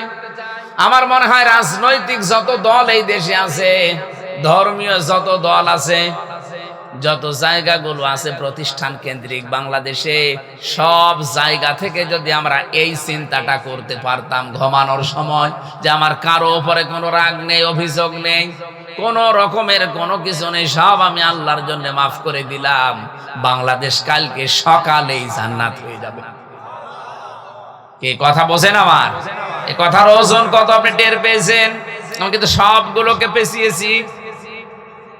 এইটাই দরকার ক্ষমা পাওয়ার জন্য। 70টার ভেতরে এইটা একটা। আপনাকে আল্লাহ মাফ করবে কি দেখে? এই পৃথিবীতে কোন মানুষ যদি সমর্থ থাকার পরেও কাউকে মাফ করে দেয়, মহান আল্লাহ ওই মানুষের 70টা অপরাধ মাফ করে দেয়। এই সুযোগটা থাকার পরও আমরা অনেক সময় কাজে লাগাই না। আমরা আরো সেই পুরাতন রাগগুলো কি করে তোলা যায় সেই চিন্তা করে। এই যে বুঝে ফেলেছি, পুরাতন রাগ কি করে মনে মনে করে কোথায় কি হয়েছে সেইগুলো তুলে তুলে মানুষের উপরে রাগ খাটায়। আল্লাহ আপনাকে যে মাফ করবে সে রাস্তা কই? 2 নম্বরে আল্লাহ বলেন জান্নাতিন, এমন একটা বাগানের দিকে দৌড়াও। 1 নম্বরে আমি আল্লাহর ক্ষমা পাবে যারা, তারাই আমার বাগান পাবে। এই বাগান মানে জান্নাত, জান্নাতুন মানে বাগান। এই জান্নাত পাওয়ার জন্য তোমরা দৌড় প্রতিযোগিতা করো। ফি যালিকা ফালিয়াতানা ফাসিলে মুতানাফিসুন। আমি আল্লাহর যে জান্নাত তোমাদের জন্য বাগান বানিয়েছি, ওই বাগান পাওয়ার জন্য তোমরা দুনিয়ায় প্রত্যেকেই প্রতিযোগিতা আরম্ভ করো। এর আগে যে শব্দগুলো আল্লাহ দিয়েছেন, খিতামুহু মিসকুন ওয়া মিজাজুহু মিন তাসনিম আইনাই ইয়াশরাবু বিহাল মুকাররাবুন। এই তাসনিম শব্দের ব্যাখ্যাটা আমি মালয়েশিয়াতে ইন্টারন্যাশনাল ইসলামিক ইউনিভার্সিটির একটা সেমিনারে ছিলাম। ওই জায়গায় এই ব্যাখ্যাটা আমি পেয়েছিলাম। এদিকে তাকান ভাই, রব্বুল আলামিন যে তাসনিম শব্দটা দিলেন, ঝর্ণা ধারা, এই ঝর্ণা থেকে কি পানি বের হয় সেই পানির একটা বর্ণনা দিচ্ছিলেন ডক্টর জাকির নায়েক, আর রাশিয়া বিশ্ববিদ্যালয়ের একজন শিক্ষক। উনি বলছিলেন এই যে কোরআনে কারিমে মুসলমানদের কোরআনে এই যে শব্দটা তাদের মালিক দিয়েছে, তারা কি কোনোদিন চিন্তা করে এই শব্দটা নিয়ে? আমিজাজুহু মিন তাসনিম আইনা ইয়াশরাবু বিহাল মুকাররাবুন। এমন একটা বাগান, এমন একটা ঝর্ণা ধারা থেকে মানুষকে আল্লাহ পানি পান করাবে, তার নিকটবর্তী বান্দাদেরকে এই ঝর্ণা থেকে পানি পান করাবে। আমরা যারা সামনে বসে আছি, প্রায় 42টা দেশের বিশ্ববিদ্যালয়ের ছেলেমেয়েরা প্রশ্ন ছুড়ে দিয়েছে যে বলো তো এই পৃথিবীতে সবচাইতে দামি পানির নাম কি? তাসনিম আইনুন ইয়াশরাবু বিহাল মুকাররাবুন, যেটা পান করবে। উনি কোরআনের আয়াত থেকে একটা ব্যাখ্যা দিতে গিয়ে আমাদেরকে, কেউ তো বলতে পারে না, কেউ কেউ জানিয়েছে যে হ্যাঁ জমজমের পানি খুব দামি। উনি বলছেন না, জমজমের পানি 1 লিটার কয় টাকা নেবে? বাংলাদেশের নাই 500 টাকা। আমার মনে হয় এখানে অনেকে জানেন কি জানেন না আমি জানি না, অ্যাকোয়া ক্রিস্টোলা, নীতা আম্বানি আছে না ভারতের, এই মহিলা পান স্বর্ণের বার গোলানো কি যেন দেয় ওর ভেতরে, যৌবন ঠিক থাকে, চেহারায় ভাঁজ পড়ে না। হাফ লিটার পানির দাম হচ্ছে 55 লক্ষ টাকা। আমার মাঝে মাঝে চিন্তা হয় ওর জীবনী পড়লে, ও যদি অন্তত 5 বোতল পানি খায়, যাতে এতটুকু বোতল হয়, 5 বোতল পানি সারা দিনে খায়, কমপক্ষে 3 কোটি টাকার শুধু পানি খায়। জান্নাতের ভেতরে আল্লাহ যে পানির কথা বললেন, তাসনিম আইনাই ইয়াশরাবু বিহাল মুকাররাবুন, তার নিকটবর্তী বান্দাদেরকে আল্লাহ যেটা খাওয়াবে, যারা আজকে দুনিয়ার জীবনে প্রতিযোগিতা করছেন ওই পানি পাওয়ার জন্য, ওই পানি 2.5 গিলাস 3 গিলাস 5 গিলাস না, আপনাকে আল্লাহ ফ্রি দিয়ে দেবে। বলেন সুবহানাল্লাহ। নেতা আম্বানি হয়তো স্বামীর টাকা আছে, এই জন্য সে কিনে খেতে পারছে। আমি যদি সত্যি ওই পানিটার জন্য আজকে এখান থেকে প্রতিযোগিতা করি, আজকে থেকে রমজান যেটার ট্রেনিং আমাদেরকে দিয়ে গেল, যে কোনো কাজ আমরা যেন শেষ করে না দেই, কন্টিনিউয়াস করতে থাকি। 5 ওয়াক্ত নামাজ হয়তো জামাতে পড়তেন, এটা ঠিক রাখবেন। অনেকে তাহাজ্জুদ পড়তেন, এটা যেন ছেড়ে না দেন, এটা ঠিক রাখবেন। অনেকে দান সাদকা করতেন, এটা যেন ছেড়ে না দেন, কন্টিনিউয়াস রাখবেন। কারণ আল্লাহর কাছে আহাব্বুল আমালি ইলাল্লাহ, সবচাইতে বেশি প্রিয় কাজ ওইটা, যদি অল্পও হয়, কিন্তু ওটা যেটা কন্টিনিউয়াস মানুষ করতে থাকে। আর রমজান এই ট্রেনিংটাই আমাদেরকে দিয়ে গেল। আমরা এখন থেকে ট্রেনিংটা কাজে লাগিয়ে প্রতিযোগিতায় নামতে চাই, যে আমি 2 রাকাত নামাজ পড়ি, ওই লোকটা 4 রাকাত পড়ে না, আমি এখন থেকে ওর চাইতে আরো 2 রাকাত বাড়াবো। অবিপদে মুসিবতে থেকে অভাবে থাকার পরও দান করে, আর আমি ওর মতো না, ওর চাইতে আরো সচ্ছল আছি, আমি যতটুকু পারি দুনিয়ার জীবনে ওর চাইতে বেশি দান করি, ওই পানি পাওয়ার জন্য এগিয়ে যেতে চাই। আল্লাহ যেন তৌফিক দেন, বলেন আমিন। রব্বুল আলামিন বলেন, যার প্রশস্ততা বানিয়েছি আকাশ আর জমিনের যে ফারাক, এর চাইতেও বিস্তৃত। উইদ্দাতিল মুত্তাকিন, যেটা আমার মুত্তাকি বান্দাদের জন্য আমি বানিয়েছি, প্রস্তুত করে রেখে দিয়েছি। 1 নম্বরে ক্ষমা, আর 1 নম্বরে বাগান জান্নাত, আসমান আর জমিনের চাইতেও বিস্তৃত। এটা পাওয়ার জন্য আল্লাহ যে শর্তগুলো দিয়েছেন, 1 নম্বরের শর্ত পেলাম যে মুত্তাকি হওয়া লাগবে। কি হওয়া লাগবে? আরো জোরে বলেন। রমজান এসেছিল আমাদেরকে কি বানাতে? মুত্তাকিন। বলেন বলেন, আরো জোরে বলেন। কিভাবে আপনি মুত্তাকিন হবেন? এটা তাফসিরে তাবারি থেকে কোট করেছি। আমি 1 ঘন্টা আলোচনা করলে কমপক্ষে 20 ঘন্টা তার আগে আমি পড়াশোনা করি কোন বিষয়ের উপরে। আজকে যত তথ্য বলেছি, এই তথ্যগুলো একটা কিতাবের না, কমপক্ষে 50টা কিতাব থেকে নেওয়া। আপনি এখান থেকে আজকে যে তথ্যটা দিচ্ছি, যেহেতু উইদ্দাত লিল মুত্তাকিন, প্রস্তুত করে রাখা হয়েছে এই জান্নাত, এই ক্ষমা, যারা মুত্তাকি তাদের জন্য।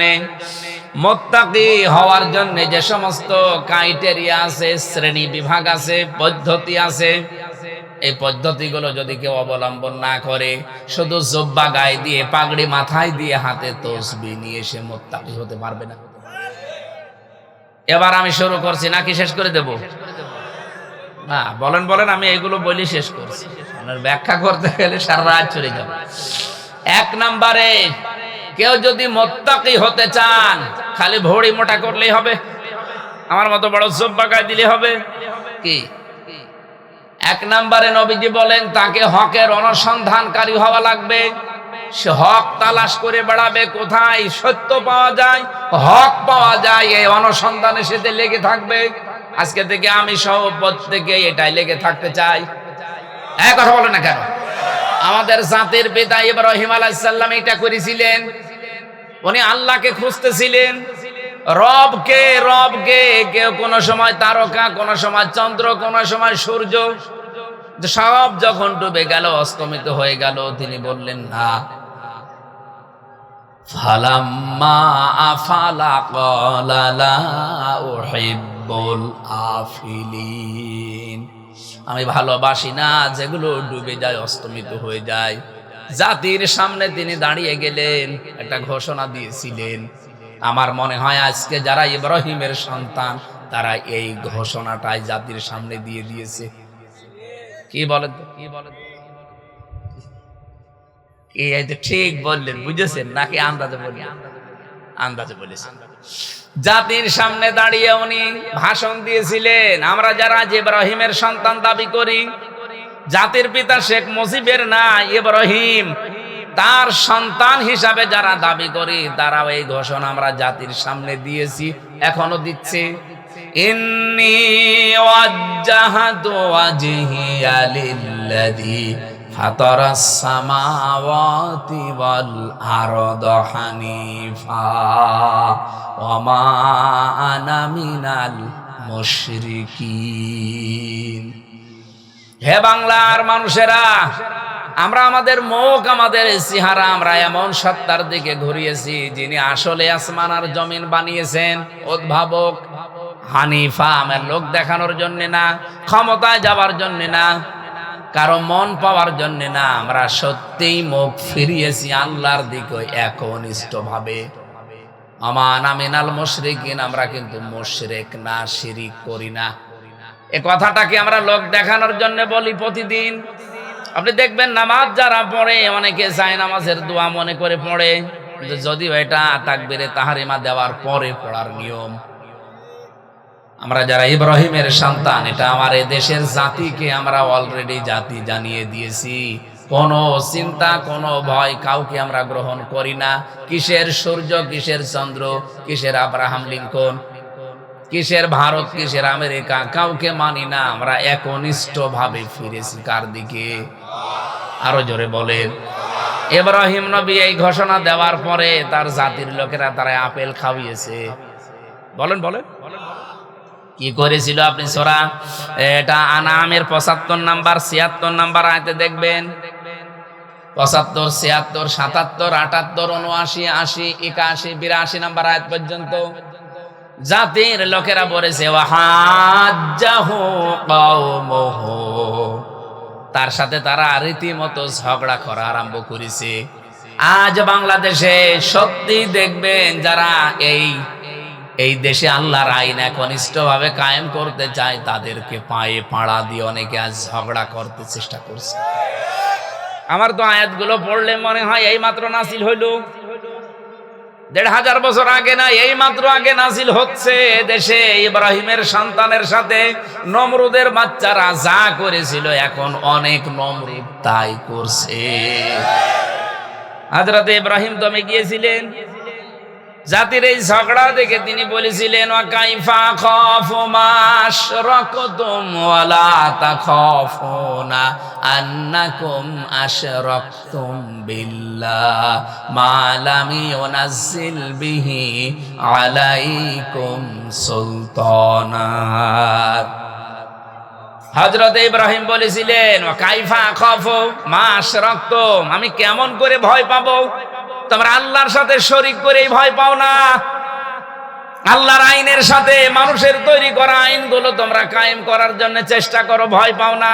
আর আমরা জমিন যার বিধান চালাবো, তার বিধান কায়েম করার জন্য আমরা চেষ্টা করছি। আমাদেরকে ভয় দেখাও, কোন কারণে ভয় পাবো? মালাম ইউনাজ্জিল বিহি আলাইকুম সুলতানা, তোমাদের তো কোনো দলিল নেই, সব তোমাদের বানানো, খালি মুখের জোর আর চাপা। এই কথা বলেন না কেন? সব চাপা আর মুখের জোর ছাড়া কোনো চরিত্র নেই। আর আমাদের পক্ষে দলিল আছে, একটা দুইটা না, 918টা এই কোরআনে। জালালাহুল খালকু ওয়াল আমরু ইনিল হুকমু ইল্লা লিল্লাহ লিল্লাহি মা ফিস সামাওয়াতি ওয়া মা ফিল আরদ লিল্লাহি মুলকুস সামাওয়াতি ওয়াল আরদ। 918টা দলিল আমাদের পক্ষে আছে। তোমরা মনে করছো চাপা দিয়ে আমাদেরকে চাপিয়ে রাখবে? জীবনেও দমন করা যাবে না। ইব্রাহিম আলাইহিস সালামকে যেমন দমন করতে পারে নাই, তার সন্তানদেরকেও দাবিয়ে রাখা যাবে না। আমি আশা করছি মেন কথা বুঝে ফেলেছেন। এজন্য সত্যের অনুসন্ধানকারী হওয়া লাগবে। 1 নম্বরে কেউ যদি তাকওয়াবান হতে চায়, মুত্তাকি হতে চায়, 1 নম্বরে তাকে সত্যের অনুসন্ধানকারী হওয়া লাগবে। 2 নম্বরে যদি সত্য কোনোদিন সে পেয়ে যায়, মুত্তাকি হওয়ার জন্য তাকে সত্য কবুল করা লাগবে, গ্রহণ করা লাগবে। ইব্রাহিম নবী সত্য অনুসন্ধান করছিলেন, তাকে কেউ দেখিয়ে দেয়নি, তিনি অনুসন্ধান করতে করতে পেয়েছিলেন। আর আমাদের চোখে আঙ্গুল দিয়ে দেখিয়ে দিলে আমরা সত্য গ্রহণ করতে চাই না। আমি কথা বোঝাতে পারিনি? হ্যাঁ, ঠিক আছে। 3 নম্বরে যদি সত্য পেয়ে যান, কবুল করার পরে, গ্রহণ করার পরে আপনার দায়িত্ব, যদি মুত্তাকি হতে চান, এই পদ্ধতি 3 নম্বরে আপনাকে এটা প্রচার করা লাগবে। আপনি প্রচার করেন হক কথা, বাল্লিগু আন্নি ওয়ালাউ আয়া, একটা কথাও জানা থাকলে পৌঁছিয়ে দাও। আমার মনে হয় যদি আমরা মুত্তাকি হওয়ার জন্য 3 নম্বর পদ্ধতি অবলম্বন করতাম, বাংলাদেশে এই 17 বছরে কেউ তাফসীর মাহফিলে বাধা দেওয়ার সাহস পেত না। আমরা শুধু ওই আমির হামজার দায়িত্ব দিয়েছে, এটা দিয়েছে, যা ও যা করে করুক, ও ছেলে চায় যা গো মরে মরুক। আরে ভাই, দায়িত্ব তো হামজার একা না, সবার। সবাই মিলে যদি মনে করতাম আমি মুত্তাকি হতে চাই, আমার জন্য আল্লাহ জান্নাত বানিয়েছে, প্রস্তুত করে রেখেছে, সুতরাং এই 3 নাম্বার প্রক্রিয়া, এটা আমি এটা প্রচার করে যেতে চাই, কেউ বাধা দেওয়ার সাহস পেত না। এই কারণে বলছি, কারণ এখানে আমরা 92% মুসলমান। 4 নম্বরে হক যদি প্রচার করেন হবে না, হকের ওপরে দৃঢ় থাকা লাগবে, কায়েম থাকা লাগবে। এই পৃথিবীতে যারাই হকের ওপরে দাঁড়িয়েছে, দৃঢ় থেকেছে, কায়েম থেকেছে, আমার আল্লাহ তাদেরকে মুত্তাকির সর্বোচ্চ পর্যায়ে পৌঁছিয়ে দিয়েছে। আমি নিজে অনেকগুলো মানুষ জীবনে দেখেছি, আমার এই চোখে দেখা সেলখানার ভেতরে বহু মানুষকে আমি হকের ওপরে টিকে থাকতে দেখেছি। ফাঁসির দড়ি সামনে চলতেছে, 1 বিন্দু বিসর্গ পরিমাণে টলে নাই। শহীদ মীর কাশেম আলী রহমতুল্লাহ আলাইহি 3 ঘন্টা পরে যার ফাঁসি হবে, এই লোকটা 3 ঘন্টা পরে ফাঁসি, ফাঁসির 2 ঘন্টা আগে উনি 2 ঘন্টা ঘুমিয়েছেন। আগের উপরে টিকে না থাকলে এটা জীবনও সম্ভব না। এই তথ্যটা পাবেন সূরা সেজদা, হামিম সেজদার 30 নম্বর আয়াতে। ইন্নাল্লাযীনা ক্বালু রাব্বুনাল্লাহু সুম্মা ইসতাকামু তাতানাজ্জালু আলাইহিমুল মালাইকা। কোন মানুষ যখন বলে আমার রব আল্লাহ, এর উপরে টিকে থাকে, আল্লাহ তখন ছেড়ে দেয় না, ফেরেশতা পাঠিয়ে দেয়। 1 জন 2 জন না, মালাইকা বহু ফেরেশতা পাঠায়। ফেরেশতারা এসে বলে আল্লাহ তাখাফু ওয়ালা তাহজানু, কোনো ভয় নেই, কোনো চিন্তা নেই। ওয়াবশিরু বিল জান্নাহ, ওই জান্নাতের সুসংবাদ গ্রহণ করেন। আল্লাতী কুনতুম তুআদুন, যার ওয়াদা আল্লাহ তোমাদের সাথে করেছেন। বলেন সুবহানাল্লাহ। যে কারারক্ষী তাকে পাহারা দিত, কুতুবউদ্দিন, আমারও পাহারা দিত ওই লোকটা। আমারে বলছিল হামজা ভাই, আমার আজ পর্যন্ত মাথায় ধরে নাই 3 ঘন্টা পরে যে লোকটার ফাঁসি, সে 2 ঘন্টা ঘুমাইলো কি করে। আমি ওনারে ওই দিন বলেছিলাম, কুতুব ভাই আপনার মাথায় ধরবে না, আমার মাথায় ধরেছে। সূরা হামিম সেজদা আমারে আগেই জানিয়েছে। সত্যি যদি কোনো মানুষ টিকে থাকতে পারে হকের উপরে, ওকে আল্লাহ ফেরেশতা নাযিল করে হলেও সাহায্য করবে। এটা কি করেছে নাকি সামনেও করতে পারে? 5 নম্বরে হকের উপরে তাকে হক কায়েম করা লাগবে। হক যদি আপনি পেয়ে যান, শুধু নিজে দৃঢ় থাকবেন হবে না, হককে কি করে কায়েম করা যায় জমিনে, এই সত্যকে, এই চেষ্টা আপনার থাকা লাগবে। এই তথ্যটা সূরা শুরার 13 নম্বর আয়াতে আছে। 6 নম্বরে শুধু কায়েম করলেই হবে না, যদি হক একবার কায়েম হয়ে যায়, এটা কিভাবে টিকে থাকে সেই জন্য চেষ্টা করা লাগবে। পদ্ধতি বললাম কয়টা? বলেন বলেন। এই 6টা পদ্ধতি হচ্ছে মুত্তাকি হওয়ার। আল্লাহ নিজে জানিয়েছেন, পুরা কোরআন থেকে বলছি, যাদের জন্য আল্লাহ বানিয়েছেন, জান্নাত প্রস্তুত করে রেখেছেন, তার ক্ষমা, এই মানুষগুলো এই পদ্ধতিতে যদি যেতে পারে, সে আল্লাহর দৃষ্টিতে মুত্তাকি হবে। তার জন্য জান্নাত আল্লাহ বাগান প্রস্তুত করে রেখেছেন। বলেন সুবহানাল্লাহ। নিজের স্ত্রী বাদ দিয়ে অন্যের প্রতি যাদের আকর্ষণ, পরকীয়া প্রেমে যারা লিপ্ত, এরকম মানুষ দেশে নেই? তাদের জন্য একটা ঔষধ আছে কোরআনে কারিম, সূরা নূরের 30-31 নম্বর আয়াত। বললেন বাবা সুবহানাল্লাহ বলছে। ও গম এসেছিলেন, তাও ভালো। قل للمؤمنين يغضوا من أبصارهم ويحفظوا فروجهم ذلك أزكى لهم إن الله خبير بما يصنعون। এই আয়াতটা তাফসীর সহ পড়বে। কোন মানুষের যদি এই রোগ থাকে যে বিয়ের পরে পরে নিজের বউ 1 বছর 2 বছর ভালো লাগতো, এখন আর ভালো লাগে না, অন্যের বউ দেখলে কেমন যেন ভালো ভালো লাগে, এরকম মানুষ নেই? এটা একটা রোগ। এই রোগের ঔষধ আল্লাহ দিয়েছেন 2টা। কয়টা বলেন বলেন? একটা হোমিওপ্যাথি, একটা অ্যালোপ্যাথি, নাকি কি বলেন? 1 নম্বরে আল্লাহ বলেন এই দৃষ্টি নিম্নগামী করা লাগবে। 2 নম্বরে লজ্জা স্থানের হেফাজত করা লাগবে। এই 2টা ঔষধ যদি কোনো মানুষ সর্বোচ্চ 1 মাস পালন করতে পারে, ওর তখন অন্যের স্ত্রীর চাইতে নিজের জায়েজ যেটা, এই স্ত্রীর প্রতি ভালোবাসা মহব্বত বাড়বে। আপনি এই ঔষধ আজকে থেকে খেয়ে দেখেন, সামনে ইনশাল্লাহ। ঠিক আছে, আলহামদুলিল্লাহ, মানবেন? মুরব্বী মানুষ, আপনার বলার দরকার কি? আপনি কার দিকে তাকান? না, দাদার বয়সী লোক, উনি যদি বলছে ইনশাল্লাহ, উনি এদিক ওদিকে তাকাতে পারে। আজকে থেকে আমরা যাদের এই রোগের রোগী আছি, এই রোগটা দূর করার জন্য আল্লাহ এই ঔষধটা দিয়েছেন। সে নারী হোক আর পুরুষ হোক, প্রত্যেকের জন্য। কথা বুঝতেছেন? মেয়েরা যারা এসেছেন, আপনাদের জন্য পুরুষের জন্য একই ওয়াজ, আপনার জন্য আলাদা একটা ওয়াজ। নবীজি বলেন ওই মহিলা জাহান্নামী, ওই মহিলা জাহান্নামী, ওই মহিলা জাহান্নামী যে তার স্বামীর সামনে মেজাজ নিয়ে কথা বলে। এই কয়া ইউনিয়নে এসব নেই।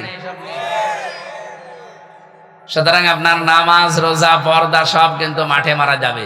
আল্লাহ আপনাকে তাওফিক দিন এই আয়াতটা মেনে চলা।